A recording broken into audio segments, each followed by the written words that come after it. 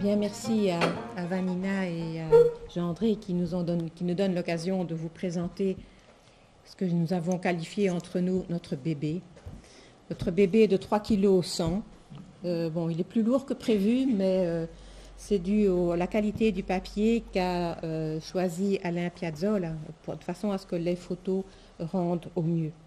Ce que je voulais vous présenter maintenant, c'est un petit peu notre méthode de travail, c'est notre cheminement à travers la Corse, et c'est aussi les différentes difficultés que nous avons rencontrées tout au long de notre recherche.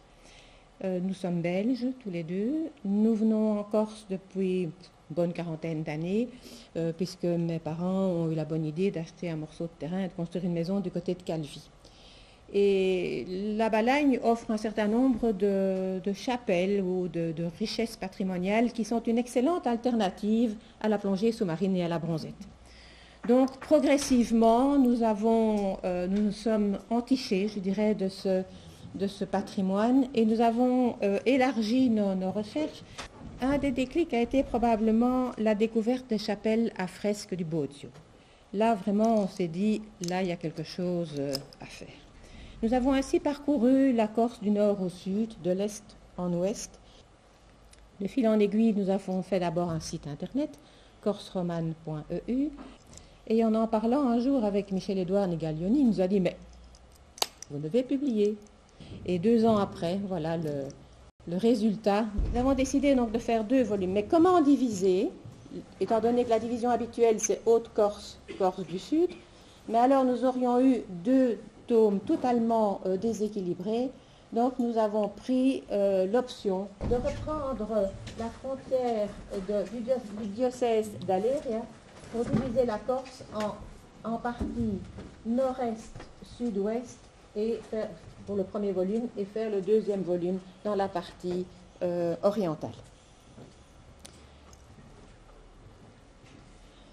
Toutes nos recherches sont basées d'abord sur l'œuvre extraordinaire, bon, Vanina en faisait allusion au début, de Geneviève Moracchini-Mazel. Il y a bien sûr les églises romanes de Corse, tome 1 et tome 2.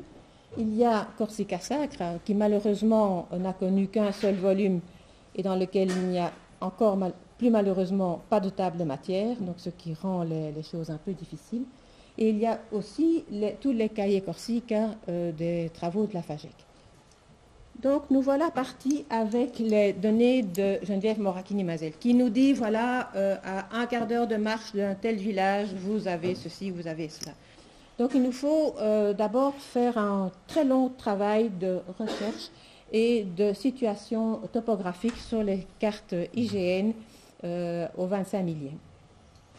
Nous sommes ici à Cargès, au lieu-dit Paomia, où nous avons la chance extraordinaire d'avoir le long du même départemental 1, 2, 3, 4, 5 édifices San Giovanni, Saint-Élisée, Santa Maria, celle sans vocable et Covento.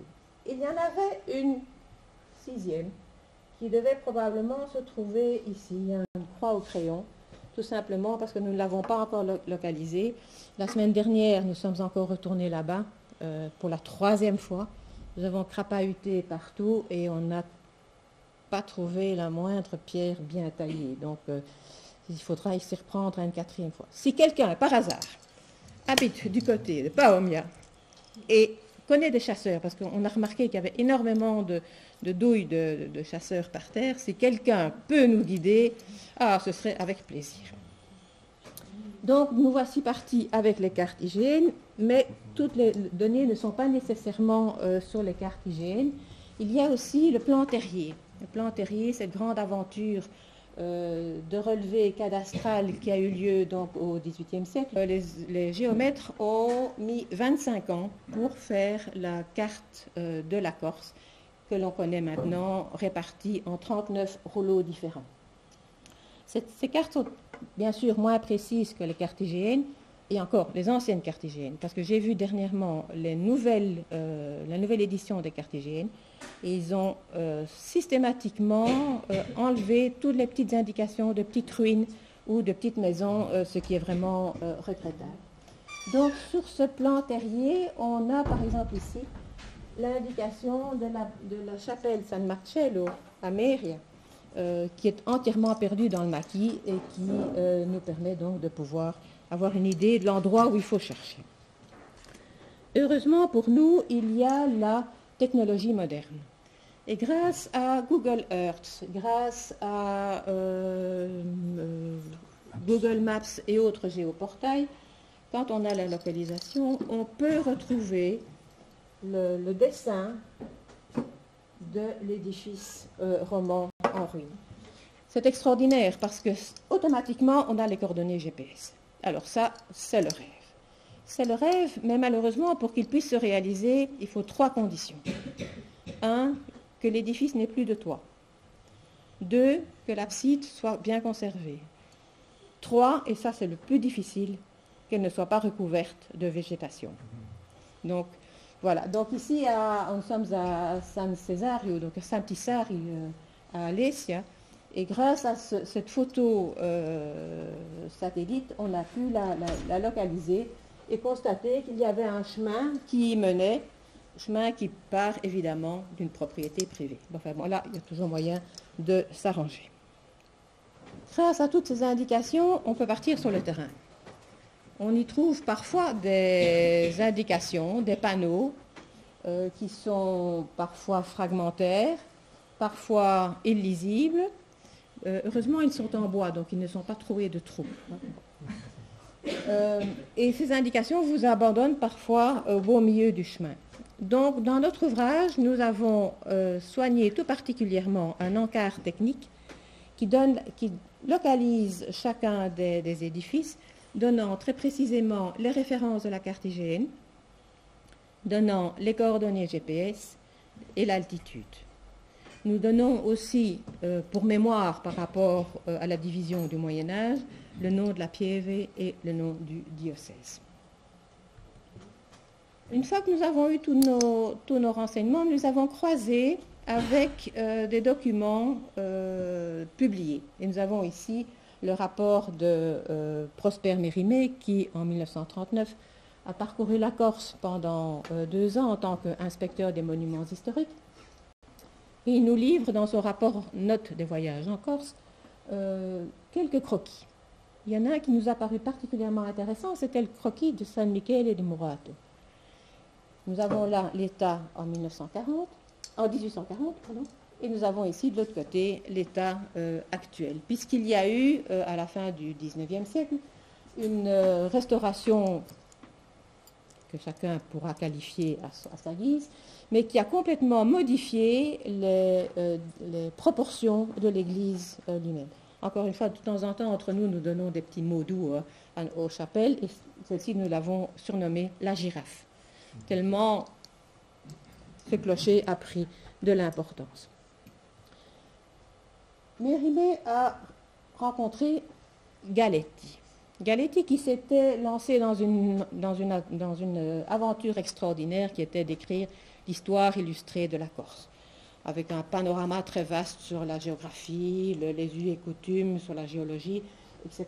Et il livre quelques croquis, dont celui-ci, donc nous sommes en 1863, de la Canonica et de San Parteo. Et c'est un croquis qui a une certaine actualité, puisqu'au fond on dirait presque une vue aérienne. Ça nous donne aussi l'état des monuments à ce moment, à une période bien précise. Autre jeune passionné, l'architecte Lucien Bessières. Ce jeune architecte parisien décide de parcourir la Corse, sac au dos et croquis de notes à la main. Il avait décidé de faire ça pendant 1 an. Malheureusement, au bout de 3 mois, il a dû rentrer sur le continent. Et il nous livre toute une série de petits croquis, mais vraiment sur des petits bouts de papier, un peu à la Moracchini-Mazel, je dirais, des petits bouts de papier sur lesquels il y a des dessins qui sont extraordinairement précis. Et nous sommes ici au couvent San Martino de Cargès, à Paogne, et on voit le dessin d'une abside avec sa belle arcature, avec même ses tympans sculptés. Vous avez en haut à gauche l'état actuel où le couvent a été transformée en maison. On y discerne encore les blocs bien sculptés, les archivoltes des fenêtres meurtrières, mais tout l'abside a complètement disparu. Et en discutant avec les propriétaires, il nous a dit, mais écoutez, j'ai quelque chose à vous montrer. Et il nous a apporté cette pierre en grès rose. Et en la regardant de plus près, en la comparant au dessin, on s'est rendu compte que c'était en fait le tympan de l'arcature centrale du dessin. Donc, c'est extraordinaire ce genre de petits phénomènes où on peut enfin réunir un document et une pièce qu'on a trouvée sur le terrain. Autre exemple, mais malheureusement moins glorieux, c'est ce que nous laisse Gaubert. Gaubert était un autodidacte.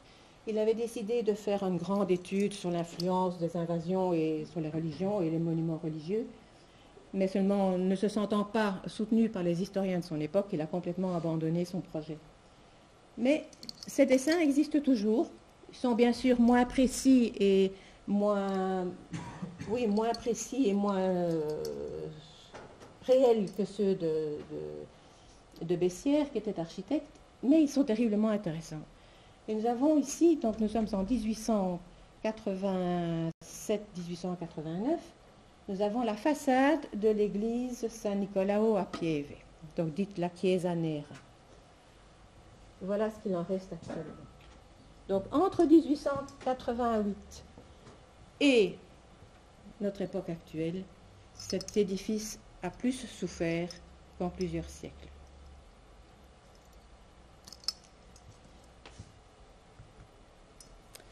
La photographie a pris le relais des dessins. On connaît les photos de Camille Anlard, qui était historien d'art, ceux des frères Norden, qui étaient des éditeurs. Mais la Corse n'est pas en reste. Et nous avons découvert, grâce à Michel-Édouard Nigaglioni, le fonds Tito de Carafa, qui était l'ancien maire de Basca, qui était un érudit et un homme de lettres, passionné de photographie, et qui a parcouru la Corse avec son appareil de photo. Et nous avons sélectionné la photo de la canonica au moment où la procession de Santa Devoto sort de l'église, sort de la cathédrale, pardon, qui était encore en fonction même si elle n'avait plus de toit. Et nous avons revécu la même expérience l'année dernière. Donc ces documents sont excessivement intéressants et nous permettent de juger les différentes traditions et de la continuation de ces traditions. Autre source, je l'ai signalé au départ, c'est les cahiers de la FAGEC. Et là, je dois remercier Stéphane Orsini et Monique Trabert de nous avoir laissé l'accès à ces fonds. Nous avons pu puiser largement dans tout ce fonds photographique. Et nous avons ici l'église Pievane de San Giovanni Battista a Vero, donc dans la vallée de la Gravone. Nous avons ici l'état des fouilles.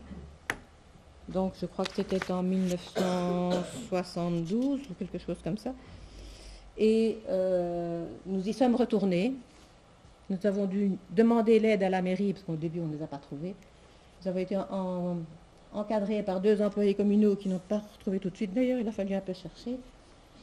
Parce qu'effectivement, les vestiges sont entièrement recouverts de végétation.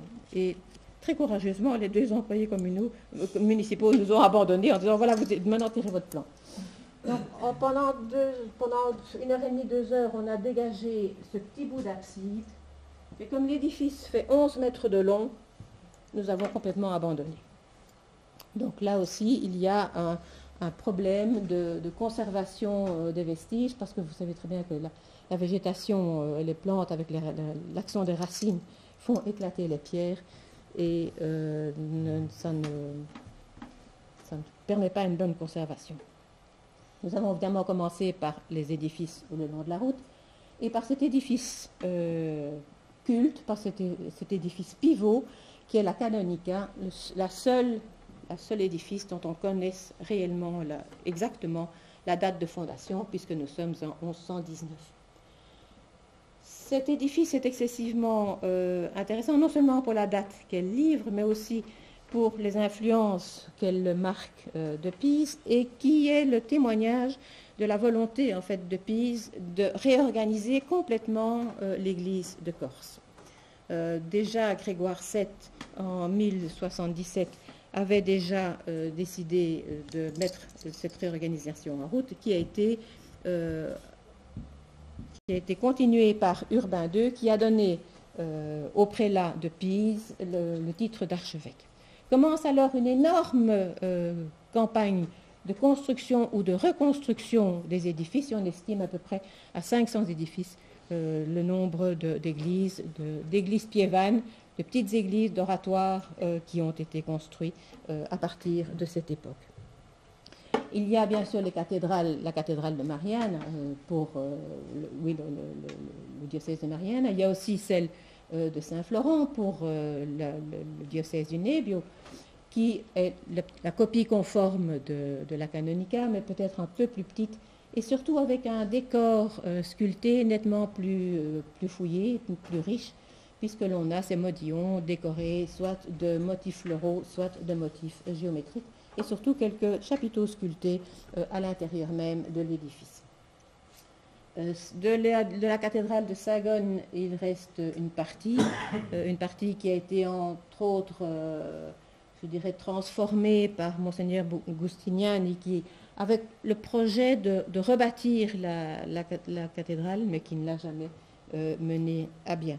Quant à celle d'Aleria, elle se trouve en dessous de l'église San Marcello actuellement, et la cathédrale d'Accia, il y a toujours un problème parce qu'on ne sait pas exactement si elle se situait au-dessus de son pétrone. Stéphane me dit, mais oui, elle est au-dessus, ou bien un peu plus bas. Donc là, c'est encore à démontrer. Les églises piévanes se situaient dans un lieu équidistant des différents villages qu'ils desservaient, et certaines de ces églises piévanes sont excessivement bien conservées. Certaines d'ailleurs servent encore au culte aujourd'hui, comme par exemple à Carbini, mais enfin ça, nous sommes déjà dans le volume 2. Donc ces églises piévanes vont reprendre bien sûr les mêmes caractéristiques que les cathédrales, mais en plus modeste. Et donc nous avons ici la très belle église San Giovanni Battista de San Poggio de Talano, et qui est entièrement décorée aussi avec des petits motifs, des petites figures humaines, et là on y voit aussi l'insertion de bols polychromes je dirais mode qui vient directement de Pise. Il y a la même chose pour Santa Maria de Figagné, là où on a un décor sculpté avec des motifs en croix, ou cette fameuse petite cordelière, motif que l'on retrouvera sur pas mal d'autres églises. La Balagne, ou le nord de la Corse, se différencie un peu du reste de la Corse parce que on va y voir se proliférer un jeu de polychromie très, très poussé. Autant sur la cathédrale de la Canonica, par exemple, il y a ce jeu de polychromie, mais qui est un jeu de nuances très doux entre les différents filons de la pierre qui a été choisi, tandis qu'ici, on y va carrément beaucoup plus fort. C'est du gris, c'est de l'ocre. Donc il faut que ça se voit, et c'est mis d'une façon tout à fait aléatoire. L'exemple le plus connu est certainement San Michele de Murato, qui reprend d'ailleurs cette même polychromie. Ces édifices seront aussi décorés, seront de petites sculptures. Peut-être que la plus emblématique est celle d'Aregno, où on y voit ce personnage qui essaye d'enlever une épine du pied. Peut-être faut-il mettre cette sculpture en rapport avec les serpents enlacés que l'on a en dessous. Peut-être est-ce le fait que l'homme enlève une épine, enlève le péché du pied pour pouvoir rentrer dans l'église sans péché. Peut-être, mais enfin bon, là, c'est une interprétation. Il y en a d'ailleurs beaucoup d'autres. À San Raniero, à Montecosso, on y trouve ce petit visage. Il y a d'ailleurs une autre qui lui fait pendant. Sur l'une, c'est la bouche qui est fort mise en évidence, et sur l'autre, ce sont les oreilles. Donc c'est la parole et l'audition. Bon, là aussi, toutes les interprétations sont possibles.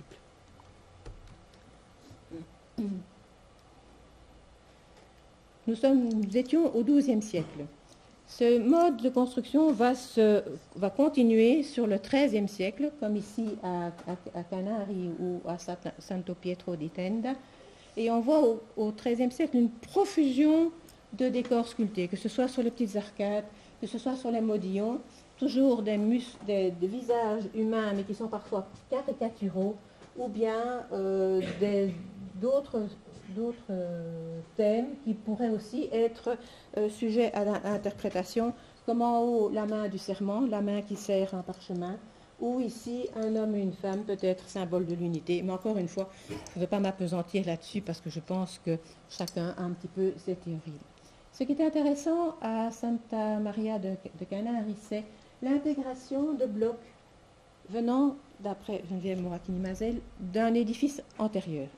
Donc peut-être que l'édifice précédent n'était pas plus assez grand, on ne répondait pas aux normes de l'époque, et on a décidé de le raser et d'en construire un autre. Mais en souvenir, on intègre dans les murs une pierre qui vient de l'édifice précédent. C'est quelque chose que l'on retrouve à plusieurs endroits, et c'est pour ça que nous pensons vraiment que c'est un fait tout à fait voulu pour essayer de pérenniser en fait l'ancienneté de l'édifice.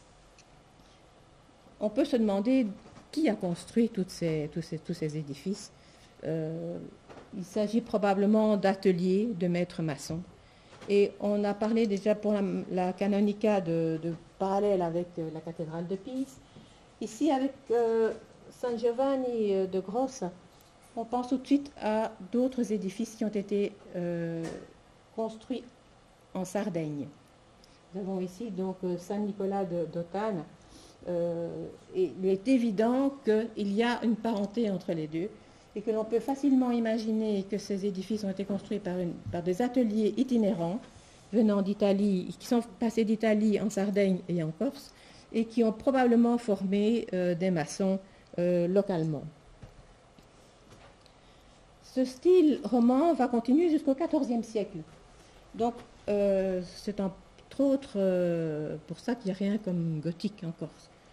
Pourtant, à cette époque, Pise n'a plus la main mise. C'est Gênes qui a la main mise. Mais malgré tout, il y a une influence qui perdurera et qui va automatiquement influencer les maçons sur la construction comme on le faisait au XIIe et au XIIIe siècle.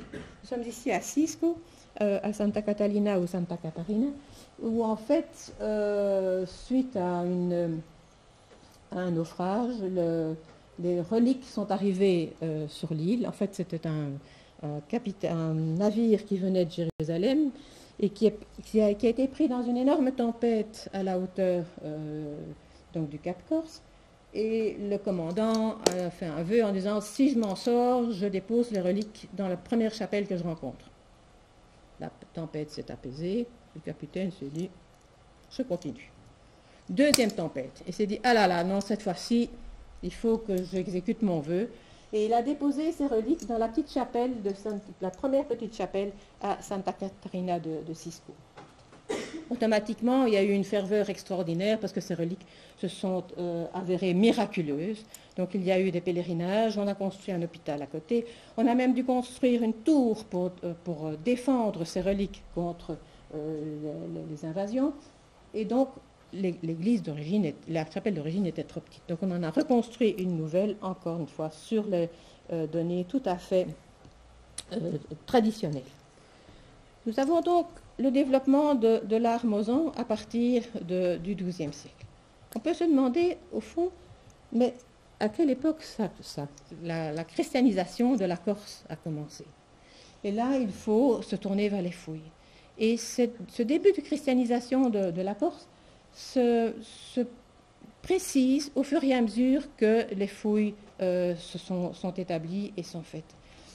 Ça a commencé par la découverte extraordinaire de Geneviève Moracchini-Mazel à Mariana. C'est elle qui a découvert la basilique paléo-chrétienne en 1959. Fouille qui a été reprise après par Philippe Pergola. Et nous avons là vraiment le début probablement de cette christianisation suite à l'édit de Constantin qui a libéré les différents cultes dans les sites romains. Donc on est vraiment à l'origine, fin 4e, début du 5e siècle. Cette basilique paléo-chrétienne a connu des heures et malheurs, puisqu'elle a été plusieurs fois détruite, mais chaque fois reconstruite. Parfois d'une façon un peu maladroite, avec d'autres matériaux, plus petites, mais n'empêche qu'elle a été, à chaque destruction, comme tel un phénix, elle a été reconstruite. Les fouilles ont mis au jour un podium central entouré de mosaïques qui sont comme une succession de petits tapis à motifs géométriques. Je suppose que toutes ces mosaïques seront présentées dans le futur musée à Luciana. Stéphane, oui? Oui. On espère. À côté de la basilique, il y avait le baptistère. Le baptistère paléo-chrétien, donc en forme de croix, avec sa cuve baptismale au centre, du moins ce qu'il en reste ici. Cuve qui a été plusieurs fois remaniée, étant donné que le rite du baptême a évolué dans l'Église au cours des siècles. Et autour de ce baptistère se trouvait toute une série de mosaïques, peut-être des mosaïques anciennes parce que le thème est plus axé sur l'eau que sur le baptême chrétien à proprement parler. D'ailleurs, les murs de ce baptistère ont été entièrement construits avec des matériaux de récupération datant de l'époque romaine. Les autres cathédrales ont bien sûr eu leur baptistère également, puisqu'en 2005, l'INRAP a été appelé à Ajaccio parce que la construction d'un immeuble avec garage souterrain était prévue et on est tombé sur des vestiges romains, des vestiges paléo-chrétiens, pardon, excusez-moi. Ces fouilles ont donc mis au jour ce superbe baptistère cruciforme qui, d'après Daniel Distri, a été remanié au moins 6 fois dans son existence, donc il a été utilisé assez longuement. La basilique du XIIe aurait été localisée par Geneviève Moracchini-Mazel pas loin, mais elle n'a pas eu l'occasion de pouvoir vraiment terminer son travail. Et actuellement, le projet de construction est terminé, mais le promoteur a été obligé de laisser un arrondi tout autour de cette surface-ci, la seule de tout l'ensemble qui a été dégagée, puisqu'il y a une abside de la basilique paléo-chrétienne qui a été mise à jour au jour aussi, mais seul le baptistère sera présenté dans un antiquarium dont la réalisation est en cours. Même constat à Sagone, où un baptistère a aussi été retrouvé, et là aussi il y a tout un projet de mise en valeur du site. Ce n'est pas fini dans les découvertes récentes. Nous sommes en 2009-2010 et nous sommes à Propriane. Nouveau projet immobilier. L'INRAP est de nouveau appelé, je dirais, en catastrophe. Et c'est Philippe Chapon qui a dégagé le site, un site qui a livré 72 sépultures, 3 églises et d'autres bâtiments. Dans les églises découvertes, il y a cette abside paléo-chrétienne et surtout ces 2 très curieuses églises qui sont emboîtées. L'église extérieure serait du 7e siècle, tandis que l'église du 12e, l'église centrale aurait été édifiée au 11e. C'est un site qui a été occupé du 3e siècle au 11e siècle, quasiment sans interruption, mais avec une densité plus forte au 6e, d'après le rapport de Philippe Chapon. Voilà encore ces 2 édifices emboîtés, avec à l'extérieur l'édifice le plus ancien et au milieu l'édifice du XIe siècle, comme s'il y avait eu la volonté de recréer une chapelle souvenir ou remettre en valeur le site religieux. Et c'est un phénomène qu'on a constaté ailleurs, parfois d'une façon très curieuse, où il y a l'emplacement de la chapelle est sur une dalle de béton, et la chapelle, parce qu'il y a l'arcade en dessous, et la petite chapelle souvenir se trouve juste à côté. Donc il y a vraiment aussi là aussi une idée de pouvoir pérenniser les sites anciens. Voilà ce qui reste sur place actuellement, donc avec l'église extérieure et l'église intérieure. Donc tout le reste du site a été complètement recouvert. Au cours de nos prospections, nous avons rencontré des édifices de qualité différente et nous reprendrons ici la chronologie de Geneviève Moracchini-Mazel. Alors, dater une église ou une chapelle ou un édifice roman, c'est pas évident. C'est pas évident parce qu'il y a, je l'ai dit tout à l'heure, à part pour la canonica, il n'y a pas de texte. Donc, il faut essayer de trouver des arguments. Et en fait, chacun a un petit peu sa méthode. Geneviève Moracchini-Mazel, c'est basé sur la technique utilisée, donc la façon dont on a travaillé la pierre. Roberto Coroneo, c'est plutôt basé sur les textes et sur les comparaisons avec la Sardaigne. Daniel Istria a un petit peu voyagé entre les deux et se basant surtout sur les rapports de fouilles. Donc ici, nous serions dans une période appelée pré-romane, avec des exemples comme Saint-Florent, comme San Rocco à Saint-Florence, San Martino à Rapale ou San Servione à Cavatoccio, où en fait ce sont des pierres qui sont taillées dans le fil ou simplement martelées. Dans le cas de San Brizio à pied, c'est surtout le linteau qui est très intéressant, linteau qui a été repris dans une construction plus tardive. Avec le 11e, les pierres vont devenir plus grandes. On sent une évolution dans le matériau. On sent aussi une évolution dans le souci de les mettre en assise bien horizontale. Et on constate aussi que ces chapelles ou ces églises sont situées dans des endroits absolument merveilleux, dans des endroits où elles dominent le paysage, dans un endroit où elles sont vues de tous. Le cas de Santa Maria de Mela est différent, puisqu'au fond, les pierres les plus anciennes qui permettent donc de le rattacher à cette première période se situent ici dans le bas, où on voit des arcades qui sont ménagées dans le bloc lui-même. Normalement, ce genre de décor devrait se trouver en dessous de la corniche, mais ici, visiblement, on est devant une reconstruction donc, plus tardive. Dans toutes nos pérégrinations, nous avons été aidés par les mairies qui nous ont parfois qui nous ont donné les clés des édifices. Nous avons été aidés par des passionnés du patrimoine et comme nous avons beaucoup évoqué, nous sommes ici dans la vallée de la Gravone, je penserai à Daniel Polacci. Et nous avons aussi été aidés et guidés, on est quand même plutôt jeunes, par des guides de montagne. Par des guides de montagne qui nous ont accompagnés et guidés jusqu'à des cols et des sommets parfois élevés.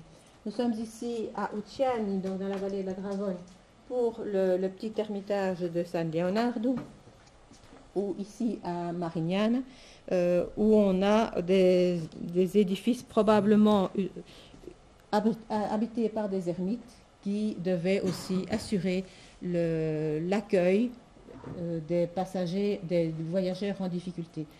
Ucciani se trouve en effet juste en dessous du col de Pazzara, donc entre la vallée de la Gravone et la vallée du Prunelli, donc c'était vraiment un passage obligé entre les deux. Le cas de la Bocca di Tenda est un peu différent puisque là c'était un baptistère, un grand baptistère octogonal, un petit peu comme celui de Vallée di Rostino, Santa Maria de Rescamone, mais il n'y a que le baptistère. Donc visiblement, ce bâtiment avait pour mission de pouvoir christianiser et baptiser éventuellement les troupeaux, enfin, ou pas les troupeaux, mais les bergers sur les voies de transhumance. Et ce qui est assez amusant du côté de la Bocca di Tenda, c'est que ce baptistère n'est pas dédié à San Giovanni ou à San Leonardo, mais à Saint Jacques. Or, en fait, la fête de Saint Jacques tombe plus tard dans l'année, donc ce qui permettait aux bergers de passer après la période d'enneigement. Donc là aussi, il y a une adaptation d'après les saints, les vocables, aux conditions climatiques sur place.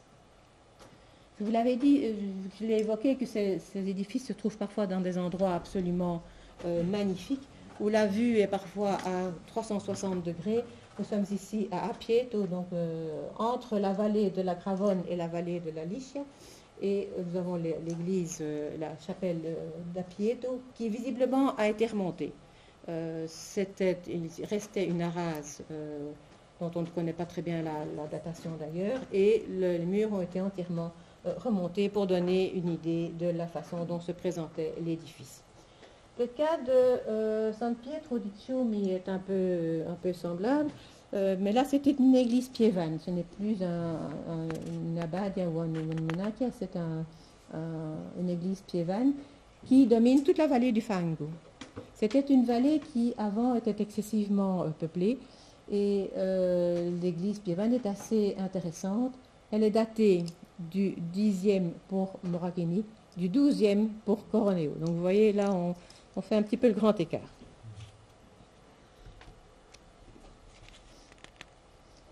Autre difficulté, je l'ai déjà évoquée, c'est le problème de la nature qui envahit tout. Non seulement la nature, mais aussi la localisation. Nous sommes ici à Calenzane, pas loin entre le champ d'aviation, l'aéroport de Calvi et le champ de tir de la Légion étrangère. Et il y a cette chapelle, cette église piévane de San Pietro di Lioli, qui a été fouillée donc, par l'association archéologique de Balagne, mais qui n'existe plus maintenant, et que nous avons eu beaucoup de mal à localiser. Il nous a fallu faire une enquête auprès des anciens pour essayer de retrouver l'emplacement. Et puis il a fallu, ici avec l'accord du propriétaire, la dégager entièrement de façon à pouvoir voir apparaître les murs. Ce tour d'horizon ne serait pas complet sans l'évocation de la présence des monachias et des abbadias. Pas mal d'abbayes toscanes, basées sur les petites îles entre la Corse et l'Italie, avaient été possessionnées en Corse.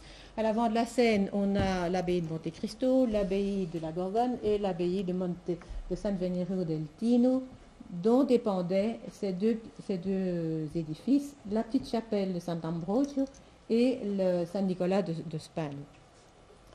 On se dit, ces donations apparaissent dans un cartulaire. Un cartulaire, donc il y a une date. Donc on a une piste. Oui, si le cartulaire est fiable, parce qu'on a constaté que parfois les cartulaires étaient perdus et que les camaldules ont essayé de faire passer des possessions qu'ils n'avaient pas, etc. Donc ça peut être une indication.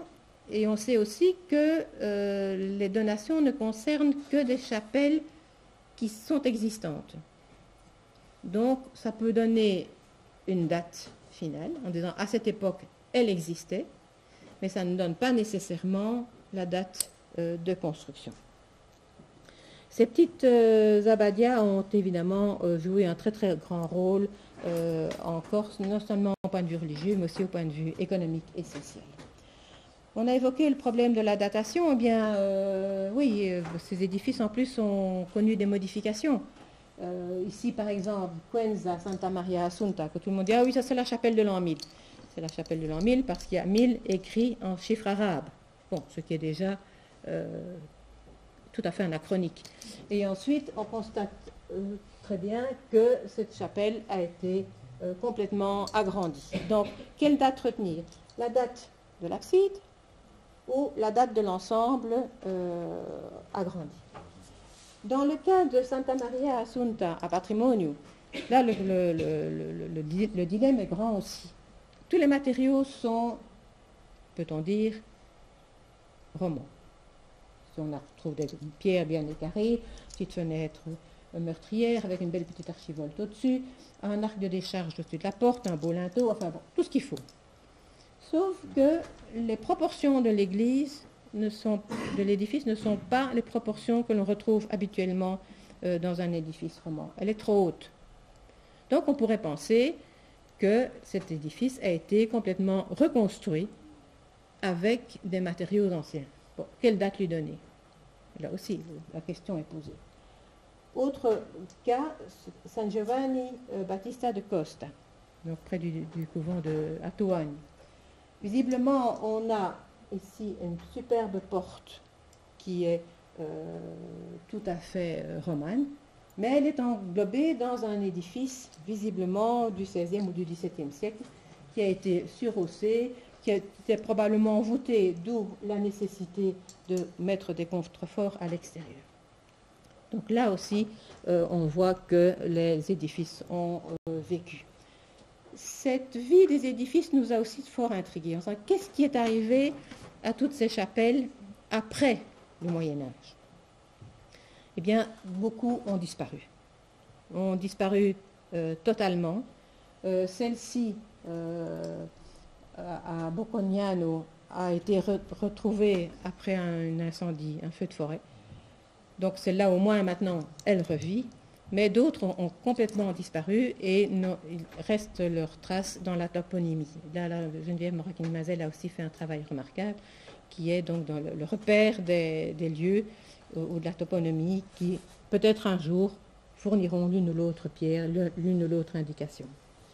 Les chapelles qui ont eu le plus de chance, ce sont celles qui ont été décorées de fresques.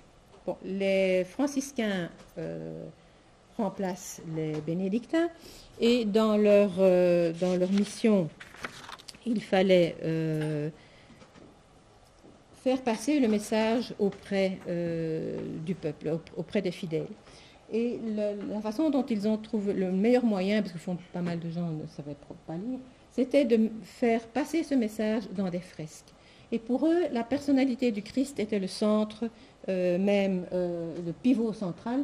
Donc ils ont trouvé tout naturellement que ces voûtes en cul de four se prêtaient particulièrement bien à présenter un Christ en majesté, entouré de ses 4 évangélistes et ayant à ses pieds le collège des apôtres. Nous sommes ici à Furiani, à Santa Maria Assunta. On connaissait ici Saint-Philippe et Saint-Adile, ces petits morceaux de fresques. Et la collectivité territoriale de Corse, lors de sa grande campagne de restauration de chapelles à fresques, a en 2013 mis donc la chapelle de Furiani dans son calendrier. Et il y a toute une série d'ouvrages, d'œuvres qui ont été mis d'actions qui ont été mises en place. D'abord, protéger la chapelle de l'eau, donc en refaisant le toit et les murs, et puis dégager les fresques. Et sur Préis est apparu tout le Christ en majesté, avec le programme iconographique habituel, mais surtout les scènes de la vie du Christ sur les murs latéraux, un petit peu comme à Saint Thomas de Pastoretch. Donc ici la crucifixion, malheureusement, comme l'église a été modifiée et qu'il y a eu un arc diaphragme qui a été construit, ces fresques sont malheureusement interrompues. Au point de vue découverte, il y a pas loin d'ici, il y a eu à Homès, dernièrement, avec la fameuse fresque de Saint-Martin. Saint-Martin et Saint-Paul, Saint-Pierre crucifié en dessous. Mais ça, de nouveau, sera plus volontaire. Autre élément important pour l'évolution des églises ou des chapelles, c'est le Concile de Trente. Le Concile de Trente va dire en fait que l'autel ne doit plus nécessairement se trouver à l'est. Donc l'autel peut se trouver à l'ouest. Donc pas mal d'édifices ont été transformés soit pour faciliter l'accès, parce que parfois, pour arriver du côté ouest, il faut se faufiler quand la plateforme n'est pas très grande. Donc, soit pour faciliter l'accès, soit pour agrandir l'édifice, soit encore pour donner plus de volume à l'hôtel. Ici, nous voyons très bien à Monticello, à San Quilico, que le bel arc triomphal a été complètement muré à son aplomb par un mur dans lequel on a percé la porte et on a d'ailleurs mis le bénitier sur le côté. À Cardo Torge et à San Frutoso, là c'est la porte qui a été murée, puisqu'on voit encore inséré dans le mur les claveaux de la porte qui devait donner accès à l'édifice. Et maintenant, l'hôtel se trouve au revers de ce mur.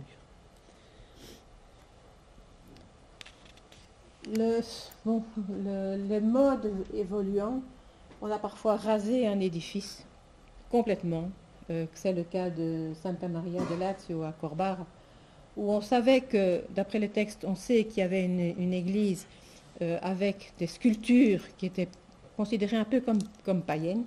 On a décidé de tout raser et une partie de ces sculptures ont été enterrées dans la base de l'église et quelques-unes, 3, ont été remises sur le bord enfin, elles ont été intégrées dans les murs de même. D'autres petites têtes, comme ces deux-ci, se retrouvent dans le village, l'une dans la chapelle Notre-Dame des Sept Douleurs et celle-là dans la fontaine. Le Concile de Trente a eu aussi une autre conséquence, c'est que les évêques ont été obligés de faire des tours d'inspection et d'établir des rapports. Et c'est ainsi que Urbain V délègue Monseigneur Mascardi en Corse pour faire le rapport sur l'état des églises et des édifices. Et il fait un rapport excessivement minutieux, notamment ici pour San Giovanni Battista de Salice. Il dit elle est située dans un lieu champêtre, découverte et ouverte à l'entrée des bêtes. Elle est abandonnée de tous, bien qu'elle soit suffisamment grande, de forme convenable et bien construite de pierres quadrangulaires. Voilà ce qui reste aujourd'hui de San Giovanni Battista. Donc elle était déjà abandonnée au XVIe siècle. Ce rapport de Monseigneur Mascardi est excessivement intéressant parce qu'il mentionne tous les édifices, même ceux qui ont été transformés par la suite, enfin, surtout ceux qui ont été transformés par la suite. Donc il note par exemple que dans telle église, il y avait un autel sous une abside peinte. Donc c'était une chapelle à fresque. Et c'est ce qui a attiré l'attention de Michel-Édouard Nigaglioni, notamment lors de son dernier colloque sur les chapelles à fresque, où il avait dénombré, je pense, quelque chose comme 500 chapelles qui, à l'époque, étaient décorées de fresques. Ce qui reste le sommet de l'iceberg. Alors, les goûts évoluent aussi. Et à l'époque baroque, on prône la mise en scène du sacré. Donc, on est complètement à l'étroit dans cette abside en cul-de-four. Donc, qu'est-ce qu'on va faire? On crée un mur de façon à pouvoir mettre l'autel devant et y placer les grands tableaux avec les saints, tout en ménageant quand même 2 petites portes pour pouvoir utiliser l'espace de l'abside comme sacristie. Ici, nous sommes à San Cipriano et Damiano de Corbara. Ici, malheureusement, à San Martino di Pastina, à Meria, qui est dans un état assez déplorable. Mais il paraît qu'il y a un projet de réhabilitation qui est en cours.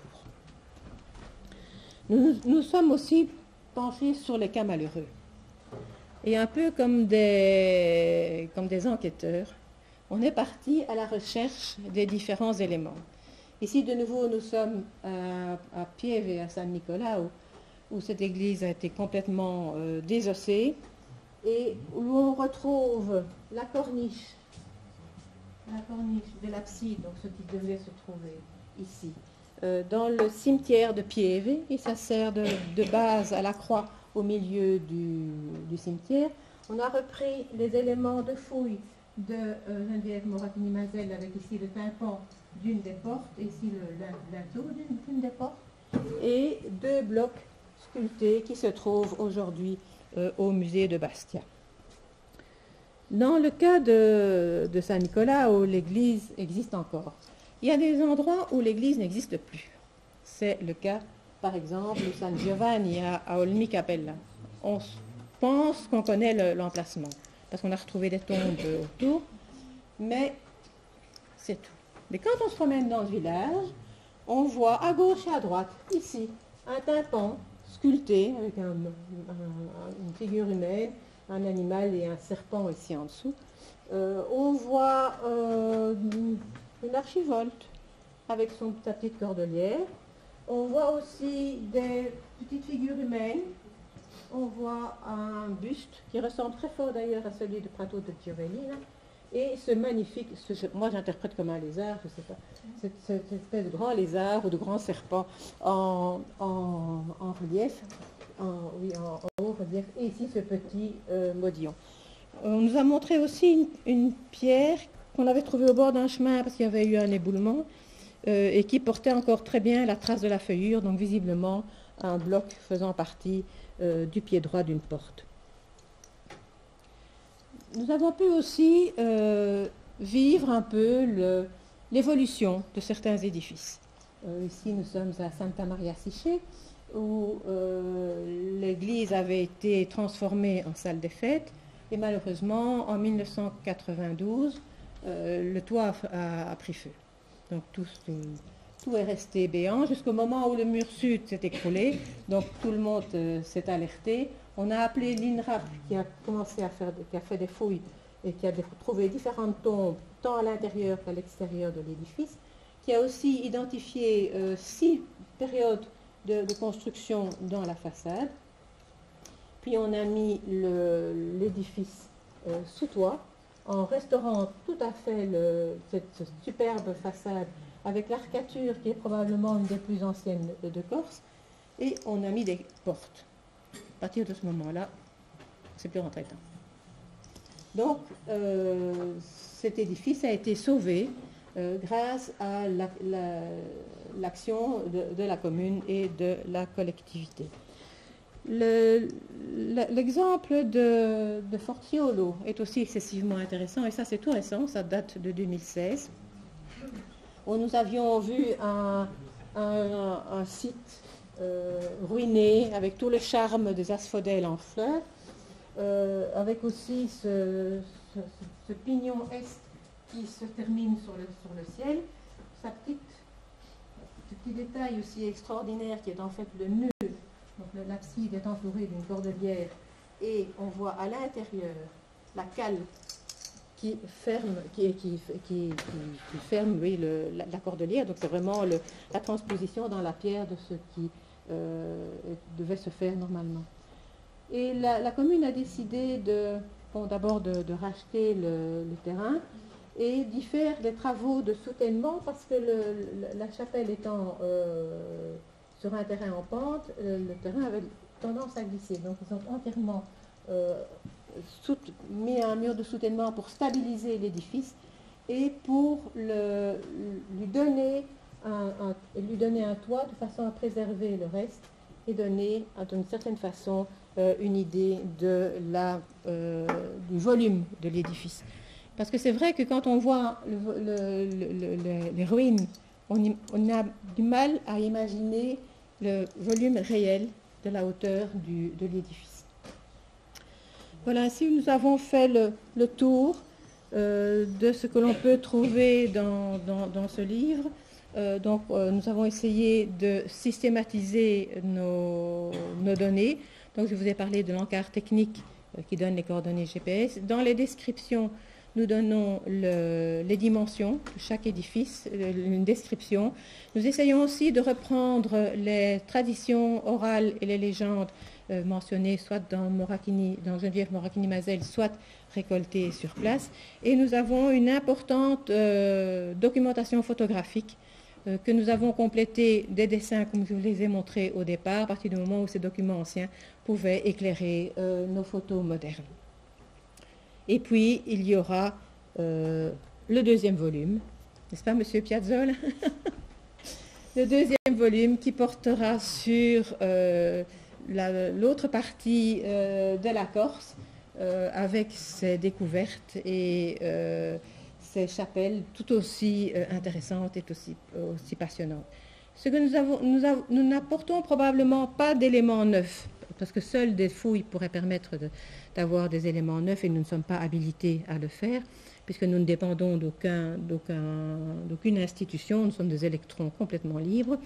Mais ce que nous avons voulu faire, c'est pérenniser ce patrimoine. Faute de pouvoir intervenir sur place, au moins le pérenniser sur papier et rassembler un maximum de données. Voilà le résultat de nos recherches. Voilà, je vous remercie pour votre attention.